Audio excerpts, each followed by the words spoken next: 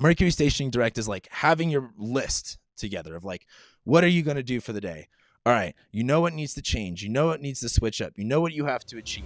Welcome back to the Astrology Report, this time for January 16th through the 22nd of 2023. My name is Cam White, as you guys should know by now. And this week, we have this week, we have a really exciting week. Mercury finally stations direct. This is the moment you have all been waiting for. This is when everything is going to finally start to move forward. Along with that, we have the sun moving into Aquarius. So Aquarius season begins and we're in the dead of winter.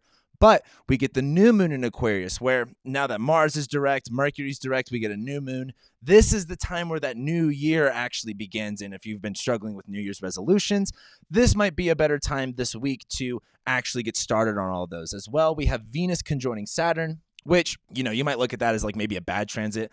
I don't. I'm actually really looking forward to Venus conjoining Saturn, and I'll be explaining that as we go along. But first, remember, we have 2023 calendars available for you. We have a day sect version and a limited edition night sect version in Latin.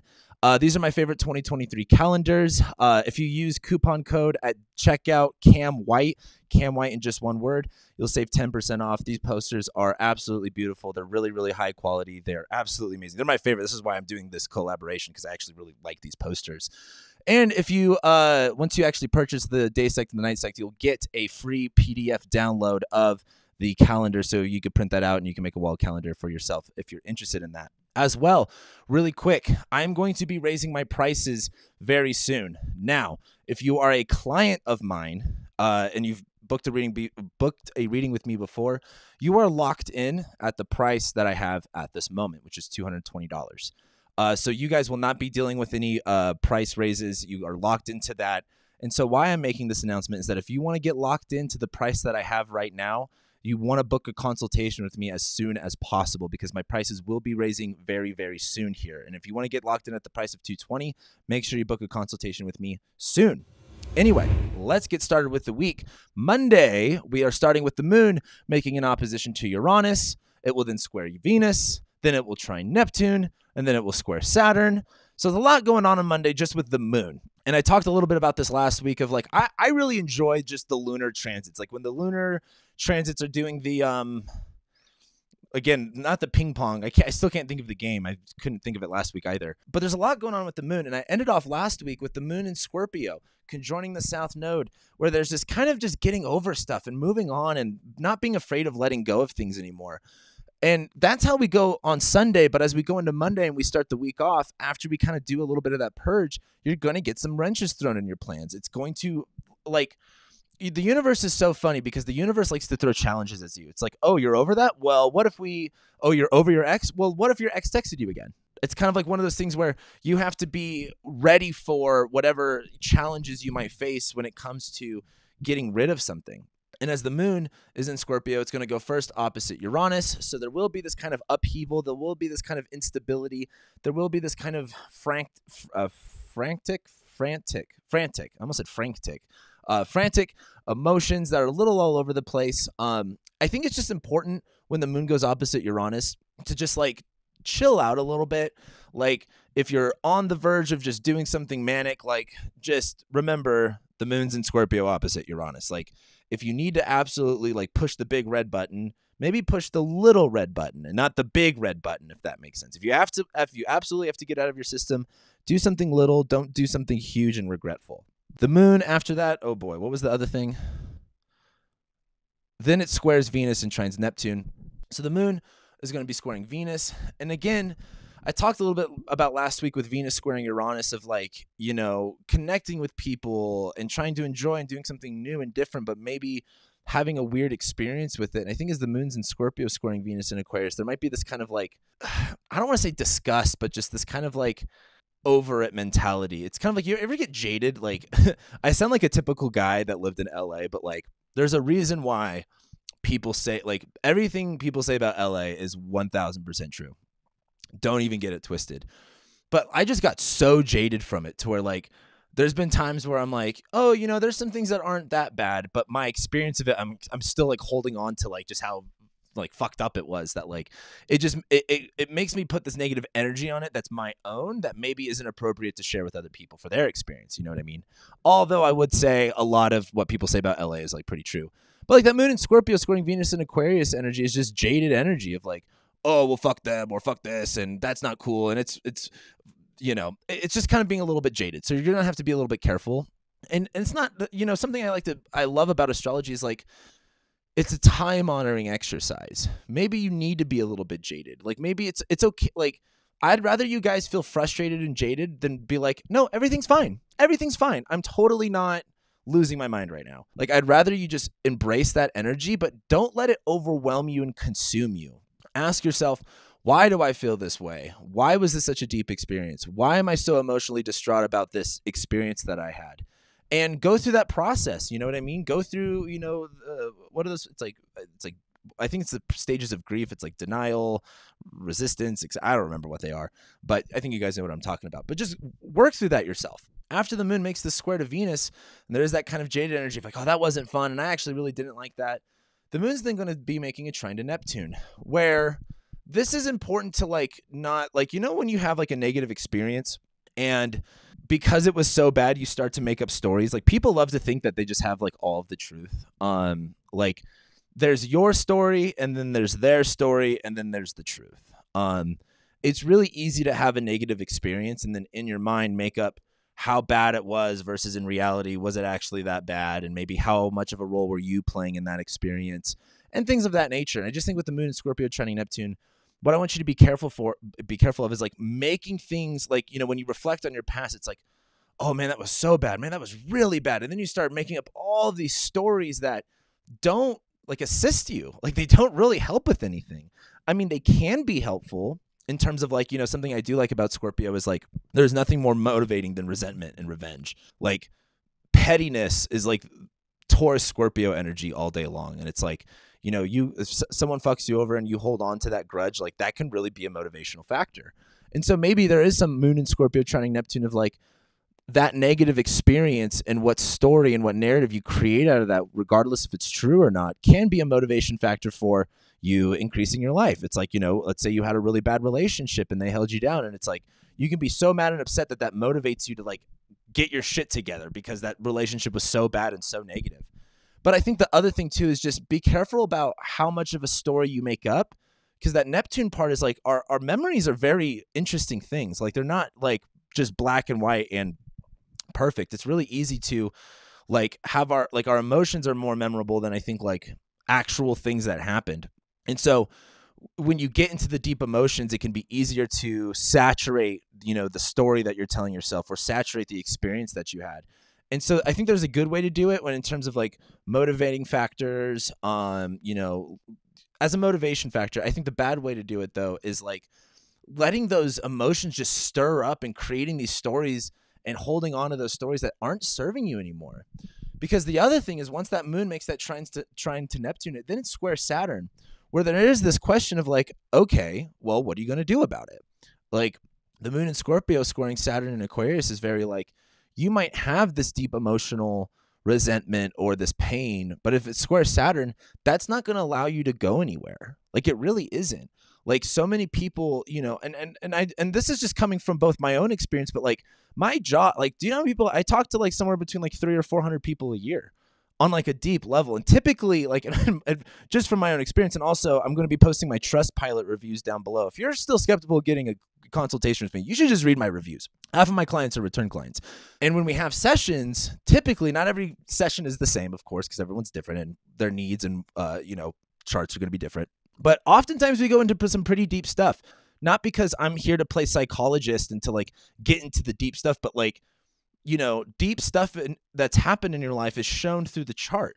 And something I talk about in my consultations is like, when you talk about activations and annual perfections, like everything's going to get activated multiple times. So there's going to be things that you experience in your future that are very related and similar to your past. And so, when you're over here, like, okay, like I have all this emotion, I have all this pain, I have all this resentment, and you're trying to move forward, it's not like, and this is what I was trying to get to, is like so many people still hold on to like their childhood.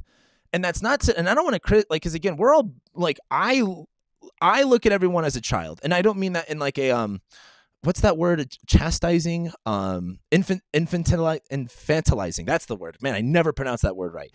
I don't look at it as the like, infantilize people, but more so like we're all just kids now, adults. Like we all still have that inner, child that's within us. And I think the spiritual world talks a lot about that, but I think they do it in a very infantilizing way. Versus it's like, we're all just kids like that had to grow up. And, like something I love talking about with like 60, 70, 80 year olds is they still feel 20 or 30 or 40. They still feel like that person. They just look different. And the reason I'm bringing all this up is like, when you hold on to that, whatever happened in your childhood, and it's not easy to get over this stuff, right? Like your childhood programming and what you went through as a child is like pretty much there with you forever. But it is up to you with how much you let that get in your way. Like, are you still holding on to the experience that you had as why you are the way that you are? And the reason I bring this up is this is Scorpio stuff. Like Scorpio is a real sign. We go through these things. And I think as the moon's in Scorpio, after it makes this trine to Neptune and it gets to that square with Saturn, there's this like, how much is this like, are these, because again, you have your victim experience, right? We're all victims of something, but then you have the victim story. What story do you tell yourself about that experience? And it's the story that you tell yourself is what is either inhibiting you from going where you need to go and healing what you need to heal versus doing what you need to do or actually healing yourself. Because there's no rewriting your past. There's no changing what happened to you. There's only changing the way that you perceive it. And again, I've talked a lot about this. Some people's biggest success stories come from taking one of the shittiest things that have ever happened to them and learning from that experience and then using that to share with other people, to heal themselves, to heal other people. And so when that moon in Scorpio makes that square to Saturn, it's like, how much of this pain is getting in your way? Like, because there is no, something I talked about early on in COVID with the moon in Scorpio squaring Saturn is like, and I've told people, like, I'm pretty against masks for the most part at this point. But at the beginning, it was like, okay, because again, people's opinions are allowed to change about situations, especially as more information comes out and everything like that. But it was like at the beginning, it's like, dude, there's no getting out of the mask thing. Just wear the mask and stop complaining about it. Well, and again, some people, like, this is what's so funny about sharing my opinions on things is like, no matter what, people are going to disagree with me and I still get caught up in what people think of me. And maybe I shouldn't be doing that. But like, it's like at the beginning of the pandemic, throwing a tantrum about not wearing the mask wasn't going to help anything. Like we were all wearing the mask and not, there were some people that were really loving it, but I did not like it at all, but for the first part, but I didn't have necessarily a problem with it because it was like, well, we all have to do this. There's really no getting out of it. Right.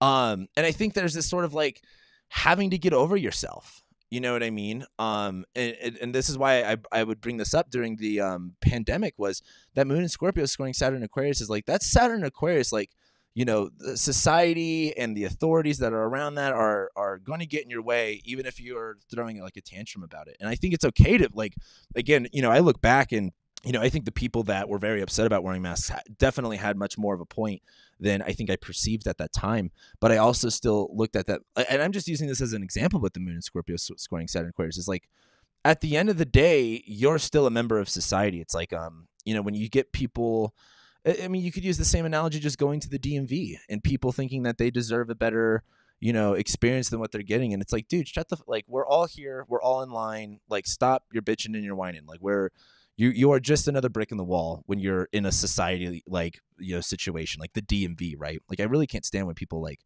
go like, well, what about me? And this isn't my experience and blah, blah, blah, blah, blah. And it's like, and I'm bringing this up because that moon squaring Saturn is like, you're going to face so much resistance and you're just going to dig yourself more and more into a rut until you're ready to like emotionally let that stuff go. And again, I think what's important is like, for example, if you had a really shitty childhood, you can use that as motivation to be a better person. Let's say your dad never loved you. Okay, make a kid and love that kid. Or let's say, or if your mom never loved you, if you're a woman, make a kid, love that kid. It's that simple. You could change these narratives so simply, but you can't just hold on and stir and brood in the pain. It doesn't help anybody. It doesn't help yourself. And so I know I'm just kind of just ranting here about Monday, but I think it's so important to think about that. So as we go into Tuesday, the moon's going to then enter Sagittarius, and then it will trine Jupiter and square Mercury. Wait a second. Oh, it goes opposite Mars. Hold on, my bad. Parker, right opposite Mars right here. and right here, I guess. It's opposite Mars. My bad. I was like, this isn't right. I actually really like Tuesday because I think on Tuesday, once the moon goes into Sagittarius, there's way more of this freedom feeling, right? This is a waning moon. We're starting to get into the dark moon phase where we're getting into this new moon, right? But this moon in Sagittarius is like, God, I'm over that. I'm out of the DMV. It's like, or for example, when you're like, I was always one of the, maybe not the first part of the pandemic, but after like a year of wearing masks, like I'd walk out of the store, just fucking rip the mask off of like, I'm tired of this. But it would be like, that's the moon in Sag, like that's the moon entering Sag, making that trine to Jupiter of like, just get this off of me. Like, thank God I'm out of there. And also too, just during the pandemic, just going to a grocery store was just so stressful. But it's just like, oh, finally I'm out of here. Finally, I've released myself. And so that moon in Sag making that trine to Jupiter, I think is really exciting in terms of like, cool, I got over that. I went through that. Like, and now I'm on the other side. I feel the sense of freedom. I feel the sense of empowerment, right? Jupiter and Aries. I feel like I have the courage. I feel like I have the confidence. But then the moon's going to go opposite Mars, where now that Mars is direct, I think the hard part about this is like focusing. Like, okay, it's kind of like, you know, if you're going grocery shopping, you're doing your errands or whatever. It's like, oh, I see this store. Maybe I want to go into here, but you have an appointment later and you've got these other things to do. It's like, you got to remain focused. You can't be distracted with everything that's going on around you. And I think as the moon's in Sag going opposite Mars and Gemini, I think focus is probably one of the bigger keywords here.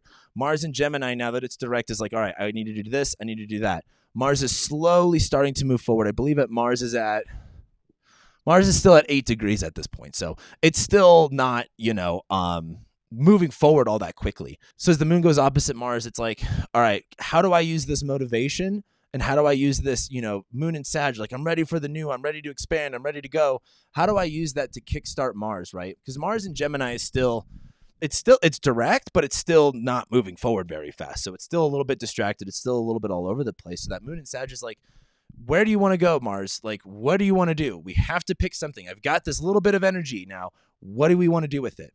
And so I think Tuesday's feeling a lot better. I think Tuesday's much more exciting, but it is like, all right, like you need to direct it somewhere. And again, you're not just going to be like, Mars is still so slow. Like, it's not going to be like you're just ready to kick down the door. I think emotionally you're going to feel excited, but then like when it comes to your actual energy, it's going to be like hard to, focus or hard to really pinpoint what is a priority. So prioritize, focus.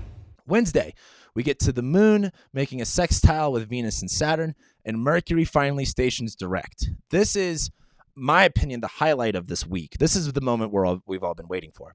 As the moon makes a sextile to Venus and Saturn, I think there is this kind of enjoyment. The moon's in Sag, and this is like we're really starting to get into the dark moon here. The moon is, or I think this is a gibbous moon. I always get fucked up with the gibbous stuff. But as the moon's in Sag, we're ready to, it's kind of like a waning moon in Sag is like when you're out running your errands, or let's say you're at an event that you don't want to be at, and you're like, all right, I'm ready to go home. I'm ready to get the fuck out of here. I just want to go home, get my pajamas, watch my Netflix, and do that type of stuff. There's going to be this kind of angst of wanting to go. But that moon in Sag sextiling Venus and Saturn is like, have you ever been out like at the bar or like with like a group of friends, and there's always the antisocial people, right? And it's kind of like maybe in your head, you're like, yeah, I just want to get the fuck out of here. And then you talk to one of your friends and they're like, I want to get out of here. And you're like, oh, you want to do you want to get out of here together? Do you want to go now? That's kind of like Wednesday of like, there's some type of validation. There's some type of, and this could be a person, this could just be some type of experience that like allows you to leave, right? It's kind of like, it's easier to do something when you have other people doing it with you. And I think, and we're talking about Aquarius, like get out of the social situation. I don't want to be here. Let's leave. I think as the moon's in Sag, sextiling Venus and Saturn, like find a way to escape, find a way to go. And again, this is just, and I'm using that analogy. I mean, maybe some of you are experience something that's similar to that, but with this new moon in Aquarius that's happening, I mean, we're still I'm going to talk about Mercury stationing direct here in a second, but it's like, have you ever been like really excited about something that you're doing? Like, for example, like I'm a business owner, I'm creative. I have all these things that I want to do. And there's times where I'm like, I'll be out doing something. Like I want to go home because I have this creative thing that I want to go do. Like I need to go home because I want to do this. That's the way that I really look at this is like, hey, there's something more important that your mind is more paying attention to. And this is like waning moon, right? This isn't like, again, waxing moon is going to be more of like, I need to go out. I need to explore. I need to go do this. This is like, I need to go. I need to leave. I need to come back. I need to get where I need to be in order to get my creative energy going. But then Mercury stations direct. And this is, again, We have first Venus making a trine to Mars. That happened last week. So like the energy lightens up. There is this little bit of, not as much angst, not as much anger. And then Mars stations direct, where it's like, okay, like that analogy I use, like you're finally getting out of bed. You're finally starting to move forward. Once Mercury goes direct, it's like, to continue with that analogy, it's like when you wake up, you got out of bed, you took a shower, you had your coffee. Mercury stationing direct is like having your list together of like, what are you going to do for the day? All right, you know what needs to change. You know what needs to switch up. You know what you have to achieve. And I think just Mercury stationing direct is just that mental clarity of just like, all right, I have a plan. And I've been saying this for a while. You make a plan, you stick to the plan, and you always deliver. And again, that's that stupid Storks reference, but it's so good. And it's Andy Samberg. But Mercury stationing direct. We have reviewed our plans. We have changed our plans. I believe Mercury entered shadow on December 12th or 18th. So think about, a month ago. Where were you at mentally? What were your plans? And, what were you trying to achieve? And then what had to change? What had to go backwards? And now you're back where you started. And now it's time to go over all this stuff again with a much more cleaner slate, a clearer understanding, and a better system, a more efficient system. So it's kind of like, again, it's like it's like almost like getting your system ready to go, and you have all of these things that you want to achieve, but you're out doing something. You're like, fuck, I just want to go back home so I can like actually do the things that I personally want to do. Or maybe you're at work and you've got something that you want to go do after work, whether that's something creative or something social or whatever it is. And you're like, I need to get out of work because now I have these plans already set and made. So Wednesday is kind of exciting in my opinion. Like, I just feel like there's this like, it's not like the biggest deal in the world, but I do think that this is an exciting movement forward. And again, now that Mercury's direct, let's see what planets are retrograde and direct. So we have Mercury's direct, Venus is direct, Saturn is direct, Jupiter is direct, Uranus is, hold on, I got to do this. Uranus is retrograde, but Uranus is going to station direct soon. Actually, I think Uranus stations this week. I don't remember. Mars is direct though. Everything is direct and starting to move forward at this point. And with this waning moon, it's like we're getting, it's kind of like one of those things too. Like, let's say you're going to go camp. Let's say it's a Friday night, but on Saturday you're going to leave to the mountains to go camping. It's like, you might be out on a Friday night, but like, dude, I'm ready to go home. Like, I need to go to bed. Or like, if you fish or hunt, like you got to get up like super early in the morning. Where it's like, dude, I'm trying to fucking go. Like, I got some fishing to fucking do in the morning. And so like, I want to get my shit together to get ready for this forward movement that I'm going into. So it looks really exciting in my opinion. We get to Thursday, the moon then enters Capricorn. It will square Jupiter and then Mercury. Wow, I really fucked up on this one. I meant to say conjoin Mercury. Parker, put conjoin Mercury and make a little thing here if you can. The moon's going to go into Capricorn. It's going to square Jupiter. It's going to conjoin Mercury. So this is a little weird. The only reason I would say weird is as the moon goes into Capricorn, there is this kind of like emotional detachment. Like, I'd almost say it's like, again, like I don't know how many of you go hunting. Just looking at my knowing my clientele and knowing the people, my audience and their data, it's like, I don't know how many of you go hunting, but it's like when you go hunting, you got to wake up butt crack early at dawn. And it's like, you're not really getting a lot of sleep. Or like when we would go in the summer, we would go to Montana all the time.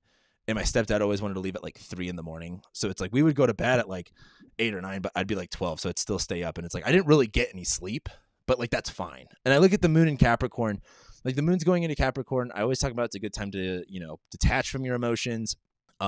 Just focus on the work that you're doing.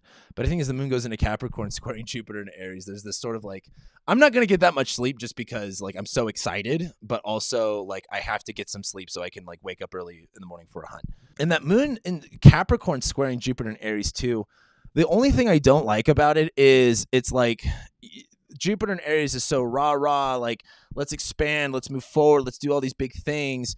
But that moon in Capricorn is kind of like, again, maybe you only sleep for 3 hours, and so you don't have all of the energy in the morning. You need to go to the 7-Eleven and get some coffee or something like that. That's kind of like what Thursday's looking like. But after the moon squares Jupiter, it conjoins Mercury, where it's like, you woke up on time. Like that's one of the biggest things is like, for example, let's say you're starting your New Year's resolutions now and you want to wake up early and you want to go to the gym or something like that. That moon in Capricorn squaring Jupiter is like, you're going to wake up and you're going to be like, fuck, I'm so tired. Like I did not want to do this.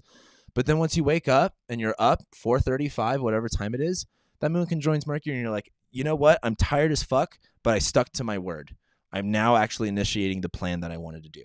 And I think that's the most important part here is like, you're going to be probably drained a little bit with energy, but once that moon conjoins Mercury, there's this like, but I stuck to the plan. Like, I did the thing I said I was going to do. I'm not feeling that good right now. I am low energy, but I at least did what I said I was going to do. And that's going to give me some confidence. And that's also the moon, in Capricorn. It's like, if you want something, like, there is going to be sacrifice. There is going to be effort that gets put in there. And there is this sort of like, if you can't have your emotions invested into everything, you're just going to be drained all the time. And so it's like, don't think about it that much. Don't listen to like what, don't be like, oh, I'm so tired though, let me just sleep in. It's like, okay, what's more important? Like, you just getting, the sleep that you said that you need, or like sticking to your word and sticking to that plan and sticking to that commitment that you made. And I would argue that the commitment and the plan is more important because that's what your word is on. Like, yes, of course, sleep is important. I talked a lot about that 2 weeks ago, and I'm not saying don't get sleep, but it's like, if you just get over yourself, let go of like the emotional investment, like, oh, I want to be comfortable. It's like, be okay with being uncomfortable, and stick to the word that you said that you were going to put down. And I think you'll get a lot more out of that. I think that will be a lot more revitalizing, and it's going to take a little while to get where you need to be, but you just have to detach your emotions from, from the sacrifices and the effort you have to put in. You have to think much more about the discipline. You have to think much more about the long term of what it is that you're doing. Hello, this is Cam's video editor. He totally forgot to do Friday, but he said there was nothing important going on except Aquarius season starting. So anyway, sorry about that. Please make fun of him in the comments and have a great week. And he says Friday in the next clip, but he's talking about Saturday. So then we go to Friday. The moon is then going to go into Aquarius. We have the new moon in Aquarius once that happens. It will sextile Jupiter and it will trine Mars. So this is honestly like, you guys know me. I've been talking a lot of shit about the whole just Aquarius stuff anyway, because like, I don't know if you've seen what's happened the past 2.5 years. Like, I'm so tempted to make a video about this. Like, I'm so sick of every spiritual person being like, the age of Aquarius is going to be about love and light. It's like, no, it's not at all. Like, the age of Aquarius, which I would argue we're going into, we just started a Jupiter-Saturn conjunction, a cycle in the air signs for the next 200 years. And I believe within the next 200 years is when the precession of the equinoxes falls into Aquarius. And that's actually when the age of Aquarius begins. But then we have this huge Pluto transit that comes through. And this is all like what we're going through right now. Like, we're not going to be alive during the age of Aquarius. Like, unless you plan on downloading your consciousness into a computer and living forever, then you'll be alive to see the age of Aquarius. But like, you're probably not going to be alive for it, which is probably exciting in my opinion. But all of the stuff that society and humanity is going through right now is setting the precedence for what the age of Aquarius is going to be. And the reason I'm bringing this up is like, I just talk a lot of shit about Aquarius because it's so like technology, experts, health, society. And that's all like Aquarius really is at the end of the day. And don't get me wrong, there's a lot of positives to that. But over these past 2.5 years, it's just been so negative. It's been so bad. And the reason I'm saying that is because I really look at this as a much more positive transit. I don't look at this as like, oh, it's the new moon in Aquarius, everything's going to suck. Like, I really look at this as a really positive time. Because I think the thing is about Aquarius, and I said this again in my rising sign horoscopes over on my Patreon. Please support the channel. Go over to my Patreon. There's 3 stages of Aquarius. The first stage is being kicked out of the tribe, being kicked out of the village, being outcasted and sent on your own. Then the second part of Aquarius is what we can call the dark night of the soul, right? Like, imagine, like, have you ever seen the movie Year One with Jack Black and Michael Cera? It's so funny. But like, that's kind of Aquarius, where they're like, you fucked up everything, you're kicked out of the tribe, and then they just kind of go and figure stuff out, and then they go through like all of the years in the Bible. But it's like they get kicked out, and then they kind of go through this phase of like, oh, like, this really sucks. Where are we doing? We're lost. I don't know where we're going. And there's this kind of emotional turmoil.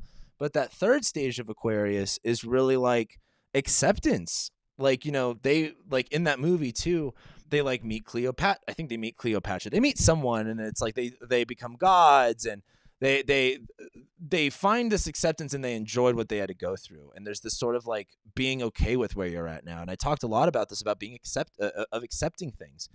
And I think as this new moon happens in the first house, in the first decan of Aquarius, there's this sort of feeling of like, I am on the other side, and I'm ready to go through what I've got to go through. But this time, this is our third, well, technically second stuff in Aquarius. Well, so we had January of 21, January of 22. So this is our third. Yeah, this is our third new moon in Aquarius with Saturn in Aquarius.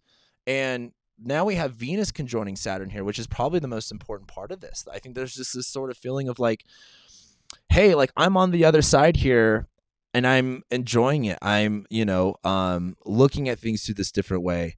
And the thing is the moon's going to be, this new moon is like sextiling Jupiter and Aries, where like it, whether it's been like you get kicked out or, you are not, or you're with your people, there, like Aquarius is just so like, Aquarius has often found themselves on the opposite side of where they want to be on. It's kind of like Aquarius is like the social sign, but they're super awkward. So it's like they're right where they want to be, but they're not getting that experience that they want because they're weird.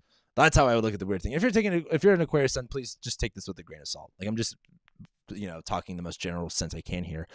But it's kind of like that acceptance of it. Like, if you're an Aquarius and you've realized that you're awkward or that you're weird, you've gotten to this point where you accept it and you embrace it and it's fun. Like maybe you aren't that like spotlight person that's, cool. And, I would argue Aquarius is still cool. But you're not like this, like you just are what you are. And I feel like with this new moon in Aquarius, sextiling Jupiter in Aries, there's just this kind of like accepting of that. And it's motivating because it's like, dude, you're here. You got kicked out of the tribe. You got kicked out of the village. You're here. And it's one of those things of like, you can go, oh, no one likes me anymore. And this sucks. Or you can just go, you know what? Fuck them. Fuck them. Like it's one of those things where it's not going to be really easy, but I'd rather you be like, you could take things with stride or you can just let things, take control over you. And it's like, let's say your friend group kicks you out or you're no longer friends with people and you can just be like, why me? Like this sucks and no one likes me. Or you can be like, you know what? Fuck them. They weren't my friends anyway. Fuck that shit. And that's what I really look at with Saturn, with all this Aquarius stuff. And Venus is going to be on Saturn. So it's just like, you know what? Like, I don't need anyone to like me. I don't need anyone to be my friend. I don't need any of this stuff. Like friends are, you're going to make more friends as life goes on and you're going to enjoy whatever it is that you're going to do. But there's this embracing of the other side. There's this like, especially too, like for example, with the Leos, like I've talked about Leo risings dealing with like so many issues with relationships and most of you just been dead single. But it's like, there's this kind of feeling of just embracing it. And like, rather than being like, I'm single and I don't have anyone to love me, it's like, you know what? I'm going to enjoy this time not having anyone to deal with. And the reason being is like, and I said this a little bit last week, nothing lasts forever. And you have to think Saturn is about to move into Pisces here. We're only got about 2 more months of Saturn in Aquarius. In fact, by the 21st year, we only really got 1 month of Saturn in Aquarius. So it's like, why don't you just accept things for what they are now? Because they are going to change. And you're going to look back at this time and you're going to be able to laugh at it. Because thinking it was the worst time in the world and it actually really wasn't all that bad, especially once you get to the future. The future's going to be bad, but I don't mean that in like the future's so bad that you look at the past, it was great. But, it's just kind of just embracing with where you're at. And then once the moon makes the sextile to Jupiter, then it's going to be trining Mars, where there's this like, all right, I have, again, Mars and Gemini, I have all the information, I have all the, knowledge that I need to move forward. And there's this sort of like, whimsical attitude about moving forward. So again, I really like Saturday. We get to Sunday. The moon is then going to square Uranus, and then it's going to conjoin Saturn and Venus as Venus conjoins Saturn. And this is where, again, humility really comes into play here and just kind of enjoying it. Like the moon's going to square Uranus where, like, for example, let's use an example. Here's a good example. Let's say you're like, we're all a hunter-gatherer mode and you get kicked out of the tribe or the village because you did whatever. And you're like, you know what? Fuck it. I'm just going to embrace it. Let me go out on my own. And then the first night you spend out there, it's like rainy and you realize that you don't actually know how to make a fire.